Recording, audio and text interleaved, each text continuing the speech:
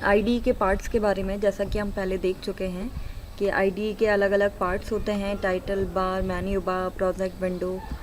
तो इस तरीके से हमें विंडो को ड्रॉ करना है और हमें सारे पार्ट्स के बारे में, अभी तक हमने सिर्फ कौन कौन से पार्ट्स होते हैं उनके बारे में देखा।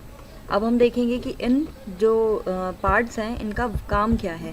जैसे मेन्यू बार, टूल बॉक्स है, तो इनके कुछ चीज़ों के बारे में तो हमें पता है। इनमें मेन है, जैसे कि हम देख सकते हैं यहाँ पे मेन्यू बार है। तो मेन्यू बार में यहाँ पर कितने मेन्यूज़ हमें ये 11 मेन्यू प्रोवाइड करता है। मेन्यूज़ के अंदर अलग अलग सब मेन्यू लिस्ट होती है जो अलग अलग काम को करने के लिए ये हमें ऑप्शंस प्रोवाइड करते हैं। नेक्स्ट होता है टूल बॉक्स। तो इसकी सबसे मेन डेफिनेशन यदि हम बात करें टूल बॉक्स की, तो टूल बॉक्स की डेफिनेशन होती है कलेक्शन ऑफ टूल्स के कलेक्शन को क्या कहा जाता है, टूल बॉक्स कहते हैं। जैसे कि यहाँ पर दिख रहा है कि यहाँ पे जो VBA है, विजुअल बेसिक फॉर एप्लीकेशन है, वो हमें 14 टूल्स प्रोवाइड करता है। इन टूल्स के द्वारा ही, टूल्स का मेन यूज़ होता है कि जब हम लोग यहाँ पे, अभी हमने इससे पहले डिज़ाइनिंग की बात की थी, डिज़ाइनिंग विंडो, तो उस डिज़ाइनिंग विंडो को हम जब डिज़ाइन करेंगे तो इन्हीं टूल का यूज़ करके ही हम उन्हें डिज़ाइन करते हैं। फिर आता है आपका प्रोजेक्ट एक्सप्लोरर। प्रोजेक्ट विंडो का काम क्या होता है, इसमें सबसे मेन चीज़ है, जैसे यहाँ हम इसको देखते हैं इस डायग्राम को, तो प्रोजेक्ट विंडो का काम होता है, यहाँ पे हमारे प्रोजेक्ट का नाम दिया हुआ है जो कि अभी सिर्फ बुक 1 से सेव है। और एक वर्कबुक के अंदर कितनी शीट होती है, तो बाय डिफ़ॉल्ट एक वर्कबुक के अंदर 3 शीट होती हैं, तो यहाँ पे तीनों शीट दिखाई दे रही हैं। और हम यहाँ क्रिएट करते हैं यूज़र फॉर्म। तो हमारे प्रोजेक्ट में कितने यूज़र फॉर्म हैं, हमारे प्रोजेक्ट का नाम क्या है, वो सारी चीज़ें यहाँ पर हमें शो होती हैं। तो ये क्या कहलाता है, प्रोजेक्ट एक्सप्लोरर कहलाता है या प्रोजेक्ट विंडो कहते हैं। और यहाँ पर जैसे ये दिया हुआ है कि यदि कई बार हम लोग जब विंडो को ओपन करते हैं, इट मीन्स आईडी को ओपन करें, तो हमें ये जो प्रोजेक्ट विंडो है या कोई ऑप्शंस है जो कि हमें दिखाई नहीं दे रहा है, तो हम उसे व्यू मेन्यू में, ये लिखा हुआ है ना, go to the view menu and click on project explorer, तो हम यहाँ से उसको एक्टिवेट भी कर सकते हैं। नेक्स्ट होता है प्रॉपर्टी विंडो।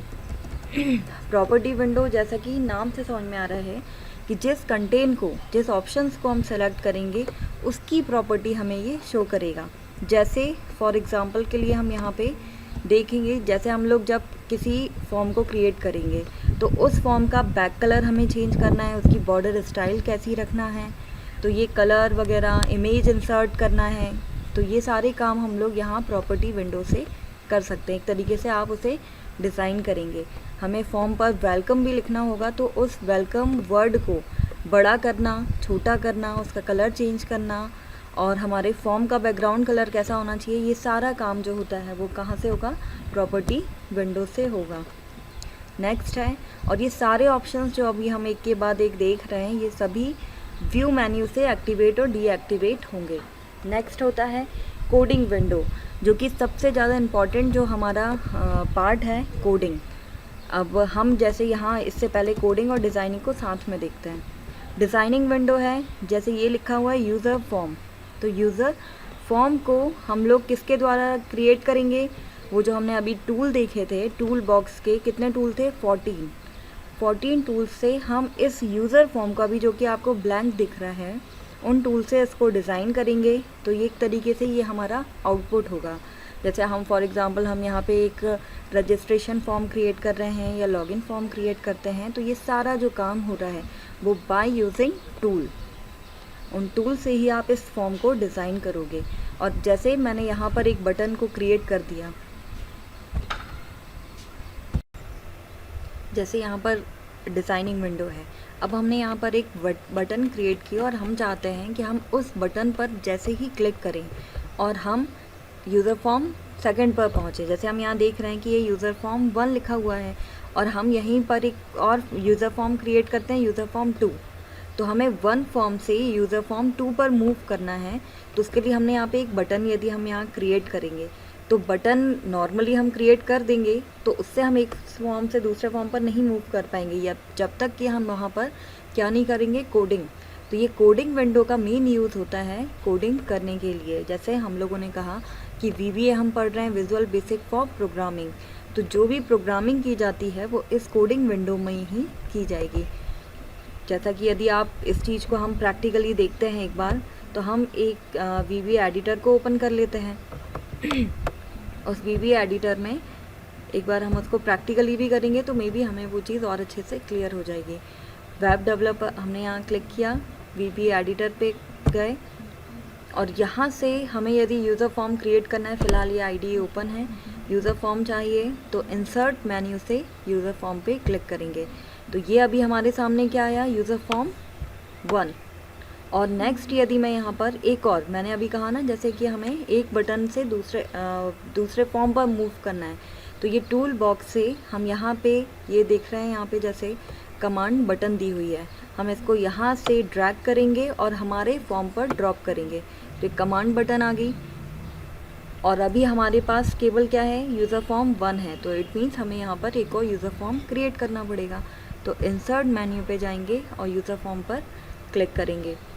तो यहाँ पर यूज़र फॉर्म 2 भी क्रिएट हो गया। अब हम यूज़र फॉर्म 1 पर, तो हमने कहा कि हम एक बटन पर क्लिक करके और एक फॉर्म से दूसरे फॉर्म पर मूव कर सकते हैं, तो अपन करके देखते हैं। जैसे मैंने यहाँ पर इस बटन पे क्लिक किया बट हम मूव नहीं कर पा रहे हैं। क्या रीज़न है उसका? क्योंकि अभी हमने यहाँ पर इस बटन पर किसी भी प्रकार की कोई कोडिंग नहीं की है। तो जब हम इस बटन पर कोडिंग करेंगे तो बटन पर कोडिंग करना है, इसलिए हमें इस बटन पे डबल क्लिक करना होगा और जैसे ही डबल क्लिक करेंगे हमारा कर्सर यहाँ पर मूव करेगा और हम जो भी कोडिंग करेंगे एक फॉर्म से दूसरे फॉर्म पर जाने के लिए या किसी भी प्रकार की कोडिंग करना है, एडिशन के लिए कोई भी, तो वो हमें यहाँ पे कोडिंग विंडो में करनी पड़ेगी। अब इसके बाद हम नेक्स्ट आते हैं designing and coding, I think clear होगा अब। इसके बाद आता है हमारी लोकल विंडो, जो कि हमने अभी देखा था हमारे IDE में सबसे नीचे बॉटम में शो होता है। तो लोकल विंडो का काम क्या होता है कि हम ये जैसे हम यहाँ देख रहे हैं, ये क्या लिखा हुआ है, एक्सप्रेशन, वैल्यू और उसका टाइप। अभी हम जब और भी प्रोग्रामिंग करेंगे तो वहाँ जब हम लोग वेरिएबल क्रिएट करते हैं, अभी आपको वेरिएबल के बारे में भी नहीं पता है क्योंकि एकदम बेसिक है, तो फ़िलहाल आप बस यहाँ ये देख सकते हैं कि ये लोकल विंडो और वॉचेस विंडो में क्या डिफरेंस है। क्योंकि जनरली जब ऑब्जेक्टिव टाइप क्वेश्चन पूछे जाते हैं तो वो इन्हीं से लेते हैं कि ये जो लोकल विंडो क्या होती है, वॉचेस विंडो कौन सा ऑप्शंस लोकल विंडो में है, कौन सा ऑप्शंस वॉचेस विंडो में है। तो यहाँ हम देखेंगे कि एक्सप्रेशन लोकल में दिया है, वॉचेस में भी एक्सप्रेशन ऑप्शंस दिया हुआ है, लोकल में वैल्यू, यहाँ पर भी वैल्यू ऑप्शंस दिया हुआ है और टाइप, यहाँ पर भी टाइप है। बट हाँ, वॉचेस विंडो में एक डिफरेंस हमें दिख रहा है कि यहाँ पे कॉन्टेक्स्ट लिस्ट जो है वो एक नया ऑप्शंस है। तो हम कह सकते हैं कि लोकल विंडो में हमें 3 ऑप्शंस प्रोवाइड करता है। लोकल विंडो कितने ऑप्शंस देता है? 3, एक्सप्रेशन, वैल्यू और टाइप।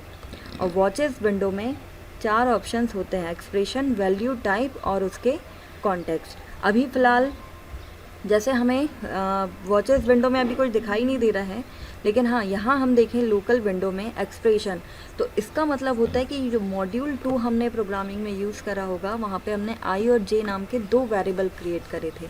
तो एक्सप्रेशन का मतलब होता है कि वेरिएबल नेम, और वैल्यू का मतलब कि उन वेरिएबल को हमने कौन सी वैल्यू असाइन की है, और ये उसका टाइप है कि वो वेरिएबल जो है वो कौन सी वैल्यू, इंटीजर वैल्यू ले रहा है, J कौन सी इंटीजर वैल्यू ले रहा है, तो ये बताता है। तो लोकल और वॉचेस विंडो की हम बात करें तो दोनों लगभग सिमिलर होता है, बस दोनों में डिफरेंस इतना होता है कि लोकल हमें 3 ऑप्शंस प्रोवाइड करता है, जिसे आप बहुत अच्छे से ध्यान रखें क्योंकि ये एग्ज़ाम में इस तरीके के क्वेश्चन आते हैं, एक्सप्रेशन, वैल्यू और टाइप। और यहाँ पर सिर्फ वॉचेस में डिफरेंस क्या है, यहाँ कॉन्टेक्स्ट ऑप्शंस एक्स्ट्रा दिया हुआ है हमें। नेक्स्ट है इमीडिएट विंडो। जैसा कि नाम से समझ में आ रहा है कि immediate window it means immediate answer. हमें यदि हमारे प्रॉम्प्ट पर हमें इमीडिएट आंसर चाहिए है, जैसे आप यहाँ देख रहे हैं क्वेश्चन मार्क लगाया जाता है यहाँ पे, क्योंकि जब ये आंसर प्रोवाइड करेगा तो सबसे पहले एक सिंबल यूज़ होता है क्वेश्चन मार्क। देन आप लोग जो भी कैलकुलेशन करेंगे, जैसे मैंने यहाँ 20 + 20 लिखा हुआ है, तो रिज़ल्ट में हमें इमीडिएट उसने आंसर क्या दिया, 40। तो इसीलिए इसे क्या कहा जाता है, इमीडिएट विंडो कहते हैं। तो ये जो सारे ऑप्शंस थे आई थिंक अब आपको क्लियर हो जाएंगे कि ये सारे ऑप्शंस का पर्टिकुलर काम क्या है, और इनको हम अच्छे से नोट कर लेंगे कॉपी में। ओके, अब यदि हमारा आईडी का कॉन्सेप्ट क्लियर होता है कि आईडी क्या है, तो हमें इनके बारे में क्लियर तो हुआ है कि ये यूज़र फॉर्म है और किस प्रकार से हमें काम करना है। तो हम यहाँ पर एक छोटा सा एग्जांपल लेते हैं, करके देखते हैं प्रैक्टिकली कि किस तरीके से ये टूल का यूज़ करेंगे, किस तरीके से हमें प्रॉपर्टी विंडो यूज़ करना है। प्रोजेक्ट का तो हमें शायद यहाँ क्लियर हो रहा है कि ये यूज़र फॉर्म है और यूज़र फॉर्म 2 है। तो जितने भी आप यूज़र फॉर्म क्रिएट करेंगे यहाँ कंटिन्यू हमारे पास शो होते जाएंगे। तो अब हम जैसे यहाँ पर यूज़र फॉर्म 1 है और ये 2 है, तो फ़िलहाल इनके बैकग्राउंड कलर चेंज नहीं है। तो हम इनके ये जो प्रॉपर्टी विंडो दिख रही होगी, तो यहाँ से हम लोग इनके बैकग्राउंड कलर चेंज करेंगे। जैसे हमने यहाँ क्लिक किया, ये ऑप्शंस आए, तो इसमें आप देख सकते हैं पैलेट या सिस्टम कौन से आपको कलर यहाँ सेलेक्ट करना है। तो मैंने यहाँ पर सिलेक्ट करा है, मैं यहाँ ब्लू कलर सेलेक्ट कर दे रही हूँ।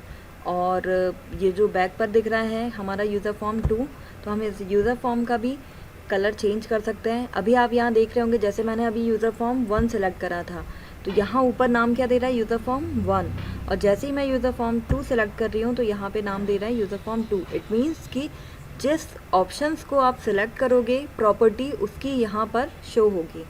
तो अभी हमने यूज़र फॉर्म 2 सेलेक्ट करा है और यहाँ पर हमने इसके लिए भी कोई एक कलर चूज़ कर लेते हैं। ये कलर अपन यहाँ पे चूज़ करते हैं। तो ये 2 कलर हमने यहाँ पे सिलेक्ट करे हैं। तो फिर अब आता है ये टूल बॉक्स है। तो टूल बॉक्स को हम डिटेल में तो बाद में देखेंगे, फ़िलहाल हम एक छोटा सा एग्जांपल दे रहे हैं जिसमें how to connect one form to another form, एक फॉर्म से दूसरे फॉर्म को कैसे कनेक्ट करना है। ठीक, तो यहाँ सबसे पहले हम लोगों ने कमांड बटन ली और इसको ड्रैग कर कर हम यहाँ ड्रॉप करेंगे, या यहाँ हमने ड्रॉ किया। अब बात आती है प्रॉपर्टी विंडो की। तो आप यहाँ देख सकते हैं कि यहाँ सिलेक्ट अभी क्या है, बटन सेलेक्ट है। तो ये प्रॉपर्टी किसकी शो कर रहा है, बटन की प्रॉपर्टी। तो आप यहाँ से चाहें तो इसका कलर या जो भी है चेंज कर सकते हैं। तो जो ऑप्शन सिलेक्ट है उसकी प्रॉपर्टी, तो फ़िलहाल मैं बटन को सिलेक्ट कर रही हूँ और मुझे इस यूज़र फॉर्म 1 से कहाँ जाना है, यूज़र फॉर्म 2 पर मूव करना है।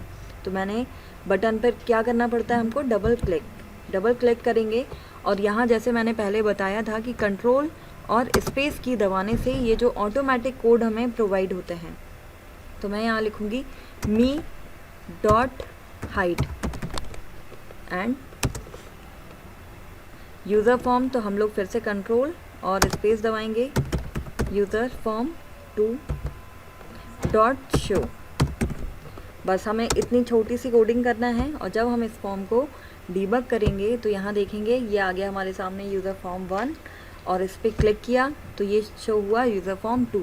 तो इस तरीके से हमें एक यूज़र फॉर्म से दूसरे यूज़र फॉर्म को यहाँ हम लिंक करके देख सकते हैं।